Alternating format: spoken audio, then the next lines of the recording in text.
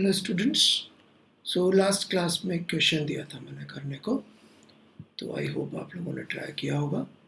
Alright, तो वहीं से शुरुआत करते हैं अपन। ओके, एक बच्चे का मेरे पास अभी कुछ समय थोड़ी देर पहले ही एक क्वेश्चन भी आया था व्हाट्सएप पे। दैट इज कि भाई एक बच्चा बोल रहा है कि मैंने बहुत बार ऐसा सुना है कि वाई वर्टिकल होती है और एक्स जो है हॉरिजॉन्टल होती है, और बचपन से सुना है।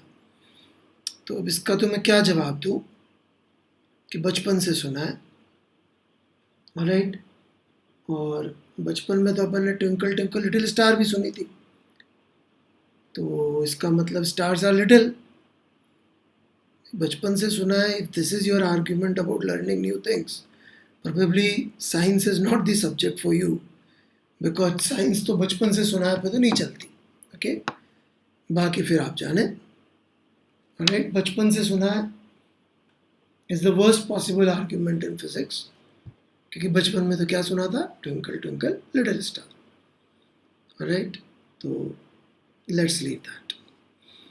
तो एक्स वाई एक्सेस कैसे ले सकते हैं, जो इच्छा वो ले सकते हैं। और हॉरिजॉन्टल वर्टिकल क्या होता है ये भी मैंने बताया था।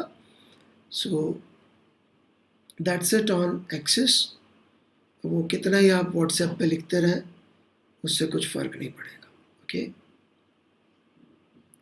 फिर एच सी वर्मा का रेफरेंस दे रहा है यही भाई कि एच सी वर्मा में पता नहीं कुछ और लिखा हुआ है, वाई पता नहीं क्या होता है। तो इट्स वेरी डिफ़िकल्ट कि how to fight your beliefs.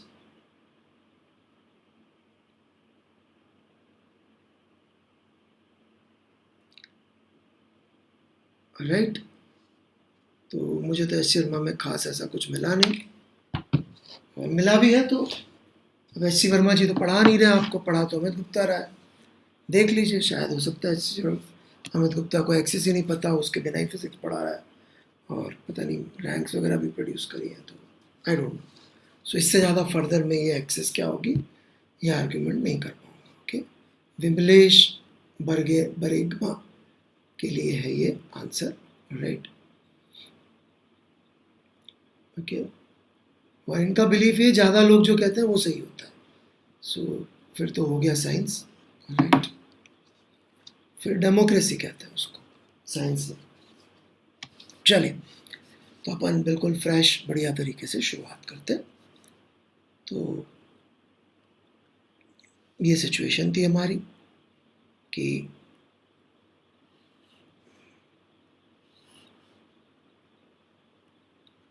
ये फाई एंगल पर एक इंक्लाइन है और हम किसी वेलोसिटी u से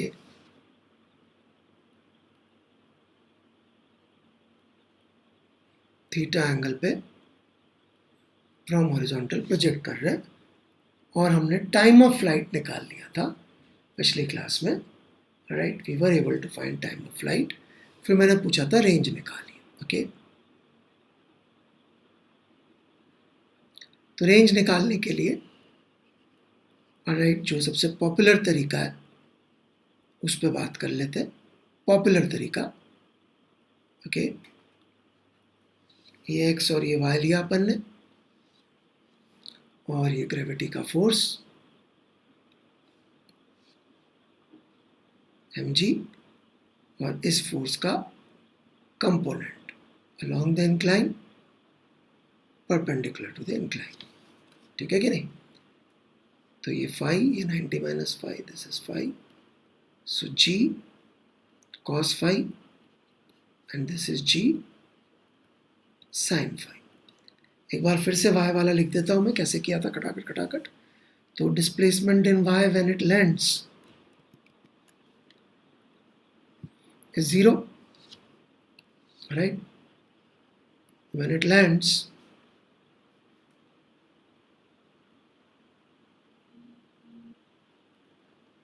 displacement in y is 0, and acceleration in y was minus g cos phi, and velocity in y was, initial velocity in y was u sine theta minus phi, right? So इसको solve किया था अपन ने, तो इसको solve करने पर अपना time of flight आ गया था कि किस मोमेंट पे यहाँ पे लैंड करेगा. That came out to be 2u sin theta minus phi upon g cos phi, right.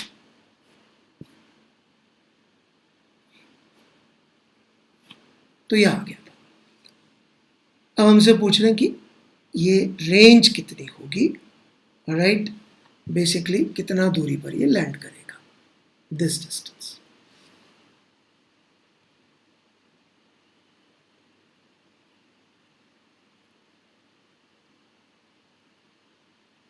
This is range, right. कितना दूरी पर ये लैंड करेगा. तो हियर वी गो. तो जो ट्रेडिशनल तरीका वो है x के वेरिएबल्स लिख लेते हैं अपन. तो ux we know is going to be u cos theta minus phi, ये वाला component, and ax is going to be minus g sin phi, and time taken for the motion is capital T from above. यहाँ पे देखिए एक zero नहीं आया, ठीक है ना, एक जीरो नहीं आया यहाँ पे, इस पे ध्यान दीजिएगा, x इज नॉट जीरो. तो हमारी जो इक्वेशन बनेगी x में डिस्प्लेसमेंट की, जहाँ पे x में डिस्प्लेसमेंट को अपन r कह रहे हैं, right. Displacement in x is range, ये range. So r s is equal to ut, so u cos theta minus phi into t minus g sin phi t square by 2. t की ये गंदी सी बड़ी सी वाली यहाँ पे पुट करिए, right. और मेहनत करिए, आंसर आ जाएगा, राइट. ठीक है, बड़ी वाली यहाँ पुट कर दीजिए, आंसर आ जाएगा. Excuse me. So this is one way to attempt. गलत है क्या? नहीं, गलत नहीं, इट्स ओके. बट वही बात है कि भाई या तो अपन जैसा एक बार सीख लिया उससे कुछ रहे, नया सीखने से डर ही लगता है. जैसा ये बच्चा कह रहा है साहब मैं तो बचपन से सीखा हूँ, अब मैं नया थोड़ी सीखूंगा, बुढ़ापा आ गया. या फिर अपन रोज नया सीखने की कोशिश करें और एफिशिएंट और अच्छी अपने सब्जेक्ट को करने का प्रयास करें, right. So let's learn a better method. What do you people से, राइट. इससे अच्छा मेथड होता है तो सीखना चाहिए कि छोड़ देना चाहिए? सीखना चाहिए ना. So let's try a different and a better method to solve the same problem. ठीक है. सो हियर वी गो.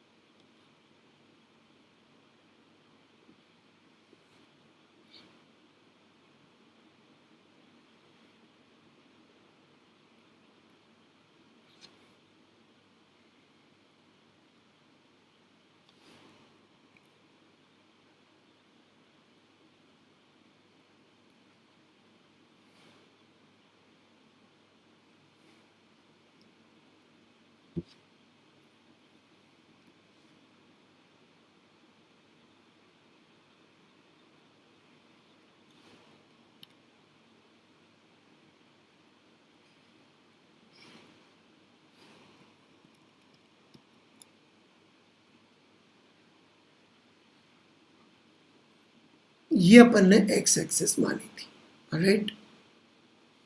अब इस एक्स एक्सिस में तकलीफ क्या है कि इसमें एक्सेलरेशन का कंपोनेंट आ रहा है, राइट. एक मिनट के लिए सोचिए कि यदि मेरी एक्स एक्सिस ये होती, बड़ा एक्स लिख दे रहा हूं मैं, सेम प्रॉब्लम में यदि एक्स एक्सिस ये होती तो इस एक्स एक्सिस के लॉन्ग एक्सेलरेशन कितना है? 0।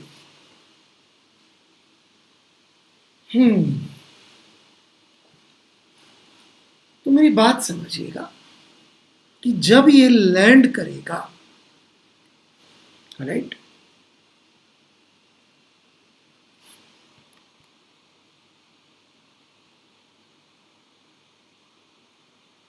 जब ये लैंड करेगा यहां पर, तो ये वाला डिस्टेंस या ये वाला एक्स कोऑर्डिनेट, राइट, यदि आप साथ साथ लिखेंगे तो ही समझ में आएगा। कई बच्चे क्या करते हैं, बहुत ध्यान से सुन रहे होते हैं कंप्यूटर पे आके गड़ा के और पेन नहीं चला रहे होते, राइट। जब हम लाइव पढ़ाते हैं तब तो आप हमें पॉज नहीं कर सकते, आपको जहां लगे पॉज करिए वीडियो को, लेकिन पेन जरूर वहां तक चला लीजिए जहां तक हमने चलाया, राइट। खैर, ये वाला x जहां जब ये लैंड किया है तो ये वाला x लिखना बहुत आसान है, क्योंकि ये होगा simply u cos theta into T, क्योंकि ये t टाइम इसने लैंड तो करना ही करना है। t का वैल्यू ऊपर निकाला ही हुआ है अपन ने, 2u sin theta minus five upon g cos five. So u cos theta into t तो अपन ने निकाला हुआ x1, ठीक है। तो ये x1 तो हमें मालूम है और हमें निकालनी है रेंज। मालूम है मतलब आप बोले तो अभी मल्टीप्लाई करके भी लिख देता हूं, राइट, कि भाई इसकी वैल्यू कितनी आ जाएगी। दिस इज नॉट रेंज, इसमें तो वैल्यू पुट करनी है। So that would be 2 u square sine theta minus five cos theta upon g cos five, right. This is x1।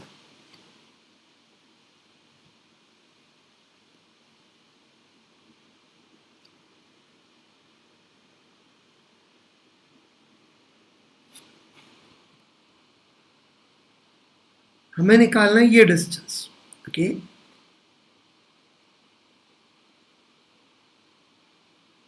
R. If you look at this triangle,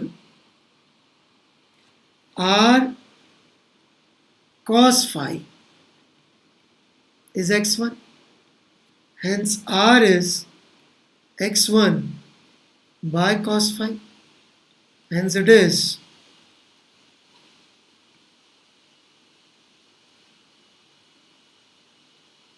2u square sin theta minus phi cos theta upon g cos square phi. That's it. See how short this method is. But यदि हम stuck up हो जाए कि साहब मैंने तो पहले तो एक पार्ट में तो ये कोऑर्डिनेट लिया था, अब अगले में मैं ये एक्सिस कैसे लूँ, फिर कुछ नहीं होना लाइफ में, फिर आप साइंस की पढ़ाई नहीं कर रहे, है ना। तब आपको रिलीजन की ट्रेनिंग लेनी चाहिए, वहाँ पे पुराने ज़माने जो चीज़ें चल रही है उनको फॉलो करा जाता है। साइंस में पुराने ज़माने की चीज़ें नहीं फॉलो की जाती है, सीखा जाता है, लॉजिकली आर्ग्यू किया जाता है और गलत हो जाए तो आगे बढ़ा जाता है, राइट। तो कोई लॉ नहीं कहता कि भाई एक प्रॉब्लम में ये टाइम निकालने के लिए दिस एक्सिस वाज गुड, क्यों? क्योंकि इसमें हमारे पास वाई कोऑर्डिनेट लिखना बड़ा आसान था लैंडिंग का, लेकिन रेंज निकालने के लिए ये वाला एक्स कोऑर्डिनेट बहुत अच्छा नहीं है, क्योंकि इसमें इस टी को रखो फिर मेहनत करो, उससे भी आंसर आ जाएगा। If you simplify this value of R you will probably able to get this, मेहनत करनी पड़ेगी थोड़ी ट्रिग्नोमेट्री की, बट यहाँ तक पहुँच जाएंगे आप, राइट। बट आप समझिए कि ये वाला निकालने के लिए, ये डिस्टेंस निकालने के लिए ये x coordinate is very good, क्यों? क्योंकि इसमें acceleration is 0। So this is the answer and this is what we learn from my first point कि axis is chosen according to the problem, not according to some दकियानूसी convention और ये और वो, फिर तो हो गया काम, जेई वाले इसी में खिला देंगे आपको, राइट। आगे जाके हम ये सीध करेंगे प्रॉब्लम्स में कि कभी हम कौन सी एक्सेस ले रहे हैं, कभी हम कौन सी एक्सेस ले रहे हैं, और अलग अलग पार्ट्स के लिए अलग अलग एक्सेस ले सकते हैं, क्योंकि हमारे को तो प्रॉब्लम फास्ट सॉल्व करनी है, राइट। और आप क्या चाहते हैं, नहीं साहब आप तो मुझे रटा दो साहब, इसमें ये करना होता है, मैंने बचपन से रट्टा मार रखा है, अब ऐसे मैं चेंज थोड़ी करूंगा, फिर IIT JEE is not for you. IIT JEE probably life also, because life में भी चीज़ें कॉन्स्टेंट नहीं चलती है, वेरिएबल चलती है। Those who do not happily accept variables, alright, वो ना फिजिक्स कर पाएंगे ना मैथ्स, और प्रोबेबली लाइफ में भी there will be problem, alright. Life is all about variables, कि आज ये कल वो, only change, constant in life is change, alright. तो इसलिए डरना नहीं है नई चीज़ों से, लॉजिकली चेक करना है और आगे बढ़ना है। तो यहाँ पे अपन ने सीखा कि कैसे अपन एक्सेस चुन सकते हैं, okay.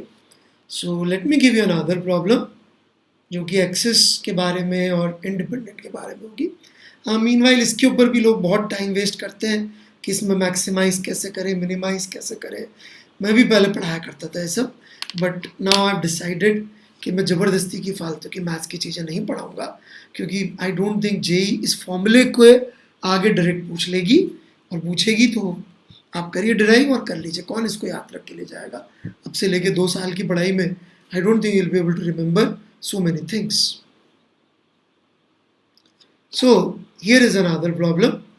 Let's see if you are able to solve it.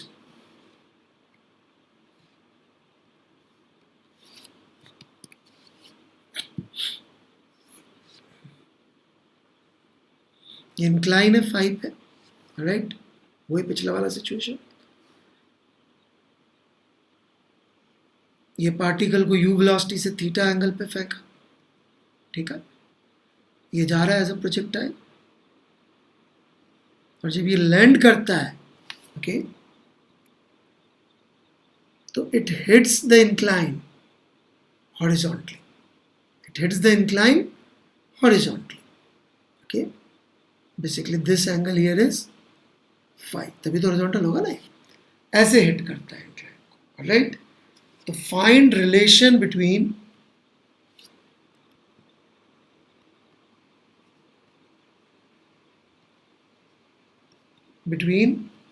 theta and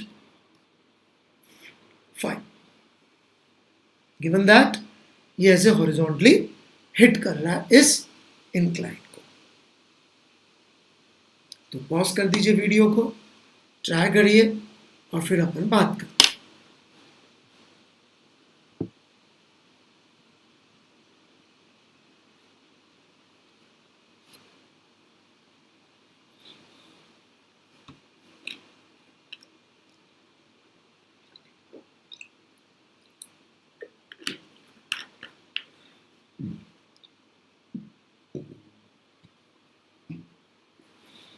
तो देखिए जी इसका सॉल्यूशन, तो आपने बहुत सारे अलग अलग तरीके से किया होगा, आपने कोई ये फार्मूला यूज़ करने की कोशिश करी होगी, क्योंकि आपका दिमाग फार्मूले से ही सोचना चाहता है, राइट, ये फार्मूला और पता नहीं क्या क्या। अब मैं प्रॉब्लम देख के चाहता हूँ एक्सेस सोचना, राइट, और मैं ये नहीं सिखाना चाहता कि देखो हॉरिजॉन्टल वाले इंक्लाइन के ये सवाल, वर्टिकल इंक्लाइन के ये सवाल, मतलब इंक्लाइन प्लेन के ये सवाल, हॉरिजॉन्टल के सवाल, ऐसे JEE नहीं होती है। JEE में थोड़ी पता पड़ेगा कि सवाल में कौन सी एक्सेस यूज करनी है। ये x, ये y, मैं ये एक्सेस लेके सोचना चाहता हूँ। क्यों? क्योंकि इस एक्सेस के हिसाब से सोचूं, इंक्लाइन की प्रेजेंस की वजह से, भाई फंडामेंटल्स पे तो फर्क पड़ा नहीं, ग्रेविटी तो आज भी ऐसे ही लगती है, राइट, फंडामेंटल्स तो वही है। यदि हम इसके हिसाब से सोचें तो right now this particle, alright, is at its maximum height. ये पार्टिकल इस समय, वो जो अपन ने ओरिजिनल पहला वाला प्रोजेक्टाइल पढ़ा था ग्राउंड टू ग्राउंड, उसमें अपनी मैक्सिमम हाइट पे है कि नहीं है? हॉरिजॉन्टल कब हुई थी इसकी वेलोसिटी? जब वर्टिकल 0 हुई थी। हॉरिजॉन्टल वेलोसिटी कब हुई थी? जब वर्टिकल 0 हुई थी, राइट? तो अपनी मैक्सिमम हाइट पे है कि नहीं, मैक्सिमम हाइट पे, राइट? और दूसरी बात, ये डिस्टेंस कितना होता है जब ये मैक्सिमम हाइट पे होगा? जो अपन ने रेंज निकाली थी हॉरिजॉन्टल इंक्लाइन वाली, कौन सी वाली रेंज भूल गए हो तो? U square sine 2 theta by g, right? तो इस समय ये उसके आधे पे होगा मैक्सिमम हाइट पे। ऑब्वियसली ये टोटल डिस्प्लेसमेंट जो एक्स में करने वाला है उसका आधा किया होगा, क्योंकि ऊपर गया तो इस समय इसको टाइम, टोटल टाइम का t/2 लगा होगा, t/2 जाने में और t आने में। तो ये कितना हुआ होगा डिस्टेंस? r/2। तो I can say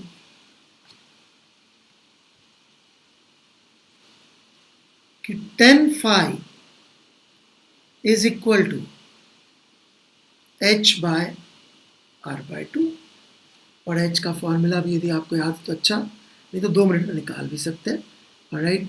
you square sine square theta by 2g, क्योंकि y में इसकी वेलोसिटी 0 करके v square is equal to u square plus 2s लगा दीजिए। So 10 phi is equal to u square sine square theta upon 2g into range by 2, that is वहाँ जो लिखा है by 2, that is u square sine 2 theta by g नहीं लिखूंगा, 2g लिखूंगा। क्यों बाय 2g लिखूंगा? क्योंकि रेंज बाय 2 लिखना है यहाँ, right? So it's very easy to solve now, right? और ये 2 साइन थीटा कॉस थीटा बना लीजिए। So this becomes 10 phi is equal to 10 theta by, क्योंकि एक 2 साइन थीटा कॉस थीटा बनेगा, एक साइन थीटा कट जाएगा, बचा हुआ ये answer. So you have to be vigilant कि कौन सी एक्सेस लेनी है। ये दोनों फॉर्मूले ड्राइव कर लीजिए, पिछली क्लास में निकाला था, वहां से लिख लीजिए, ऑलराइट?